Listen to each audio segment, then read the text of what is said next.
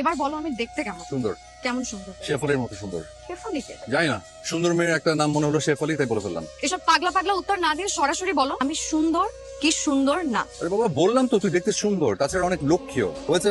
তাহলে আমাকে ভালোবাসতে কি সমস্যা? সমস্যা নেই তো, আমি তো তোকে ভালোবাসি, কিন্তু বিয়ে করবো না। কেন? কারণ তুই আমার কাজিন। কাজিন তো কি হয়েছে? কাজিন বিয়ে করা কি নিষিদ্ধ? বাংলাদেশে কেউ কাজিন বিয়ে করছে না। হ্যাঁ হচ্ছে, কিন্তু আমি না বুঝতে পারছি না যে এত মানুষ থাকতে তুই আমার পিছনে কেন পড়লি। দুনিয়ার এত ছেলের থেকে তুমি কম কিসে?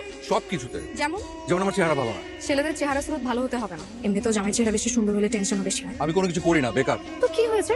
খালা খালুর যথেষ্ট আছে, আর খালুর যা আছে সেটা দিয়ে শুধু তুমি না তোমার পরে 5 জেনারেশন আরামাইশ করে খেতে পারবে। আর দরকার পড়লে আমি চাকরি করবো। তোর বাবা আমাকে দু চোখে দেখতে পারে। তো বাবা তো তোমাকে বিয়ে করবে না, বিয়ে তো করবো আমি।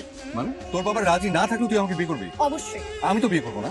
ঠিক আছে, আমি যদি বাবাকে রাজি করাতে পারি তাহলে তুমি আমাকে বিয়ে করবে? তাহলেও করবো না। তার মানে তুমি অন্য কাউকে ভালোবাসো? না। তাহলে কারণ সংসার ধর্ম আমার জন্য না। আমি তো ঠিক করেছি আমি বৈরাগী হবো, যাযাবর হয়ে যাবো, একটা দোতারা নিবো, গ্রামে গ্রামে চলে যাবো, গান গাবো, ভিক্ষা করবো। ঠিক আছে, আমার তাতেও কোনো অসুবিধা নেই।